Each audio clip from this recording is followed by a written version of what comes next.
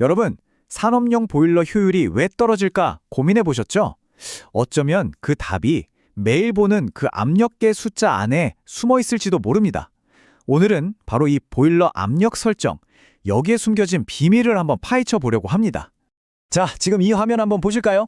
딱 보면 많은 현장에서 흔히 볼 수 있는 그런 저압 설정이에요.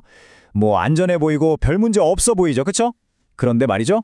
바로 이 안전해 보이는 설정이 사실은 보이지 않는 곳에서 우리 돈을 줄줄 새게 만들고 있을 수 있다는 겁니다.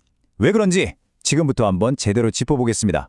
네, 그럼 대체 이 잘못된 설정 때문에 우리가 어떤 대가를 치르고 있는지 그것부터 한번 볼게요. 보일러를 너무 낮은 압력으로 돌리잖아요. 그럼 정말 생각지도 못했던 그런 손실의 연쇄 반응이 시작되는 겁니다. 가장 큰 첫 번째 문제가 뭐냐면요. 바로 캐리오버라는 현상입니다. 이게 뭐냐? 압력이 너무 낮으니까 보일러 안에 있는 물이 증기랑 같이 그냥 딸려 나가버리는 거예요. 이렇게 물방울을 잔뜩 머금은 증기, 이걸 습증기라고 하거든요.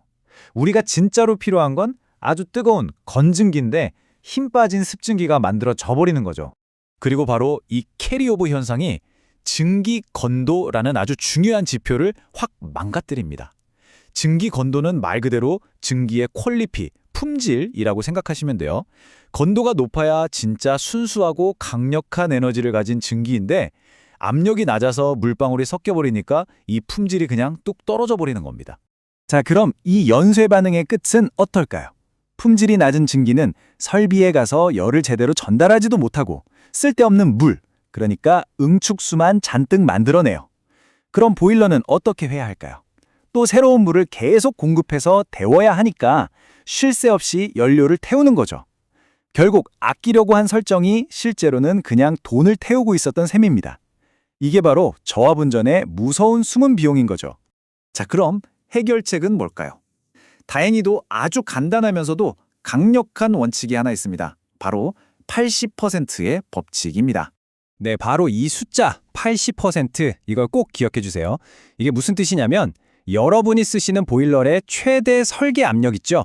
그러니까 이 보일러는 이 압력까지 견딜 수 있습니다라고 정해놓은 그 최대치의 80% 수준에서 운전하는 게 가장 이상적이라는 뜻입니다. 이 80% 법칙의 논리는 아주 간단해요. 압력을 충분히 높여서 물방울이 섞일 틈 자체를 주지 않는 거죠.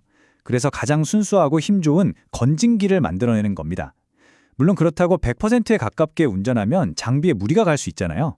그러니까 이 80%라는 숫자가 바로 효율과 안전, 이 두 마리 토끼를 다 잡는 완벽한 스윗스폿, 최적점인 셈입니다. 자, 좋습니다. 그럼 이 80% 법칙을 실제 우리 현장 보일러에 어떻게 적용할 수 있을까요? 지금부터는 압력계의 숫자를 어떻게 직접 바꿔야 하는지 구체적으로 한번 알아보겠습니다. 보세요. 바로 이 식자들이 비용의 차이를 만드는 겁니다. 왼쪽처럼 3.5에서 4.0 이렇게 좁은 범위에서 껐다 켰다를 계속 반복하는 게 아니고요. 오른쪽처럼 6.5에서 8.0까지 훨씬 더 높은 압력에서 넓은 폭으로 운전하는 거죠. 예를 들어서 최대 설계 압력이 10kg인 보일러라면 80%인 8kg까지 압력을 충분히 올려주는 겁니다. 이렇게만 바꿔줘도 보일러가 훨씬 안정적으로 그리고 효율적으로 돌아가기 시작합니다. 이 설정을 제대로 하려면요. 딱 세 가지 압력의 역할만 이해하시면 됩니다. 첫째, 정지 압력. 이건 말 그대로 압력의 상한선, 우리 집의 천장이라고 생각하세요. 둘째, 기동 압력. 이건 하한선, 즉 바닥입니다. 그리고 정말 중요한 세 번째, 비례 압력이 있어요. 이건 마치 자동차의 크루즈 컨트롤 기능 같아요. 목표 지점에 가까워지면 속도를 서서히 줄여서 부드럽게 멈추잖아요. 이것도 목표 압력에 가까워지면 화력을 스무스하게 줄여주는 역할을 합니다. 그래서 핵심은 이 비례 압력을 아까 말한 바닥과 천장, 즉 기동 압력과 정지 압력 사이에 잘 설정해 주는 거예요. 이상적으로는 한 7.0에서 7.3kg 정도로요. 이렇게만 해주면 보일러가 에너지만 낭비하는 껐다 켰다를 멈추고 마치 페이스 조절 잘하는 마라톤 선수처럼 꾸준하고 효율적으로 증기를 쭉 생산하게 되는 거죠. 자, 그럼 이렇게 설정을 바꾸면 궁극적으로 우리가 얻는 건 뭘까요? 네, 바로 그겁니다. 불필요한 에너지 손실을 막고 결국엔 비용을 절감하게 되는 거죠. 보일러 운전은요, 자동차 운전이랑 정말 똑같다고 보시면 돼요. 복잡한 시내에서 가다 서다를 반복하면 연비가 최악이잖아요.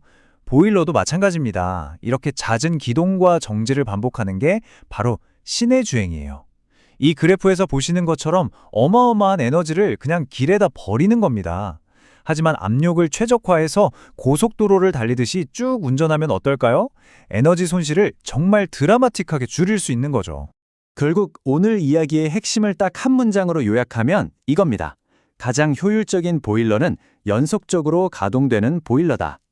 그리고 우리 에너지 손실의 진짜 주범은 바로 잦은 기동과 정지라는 사실, 이것만은 꼭 기억해 주셨으면 합니다.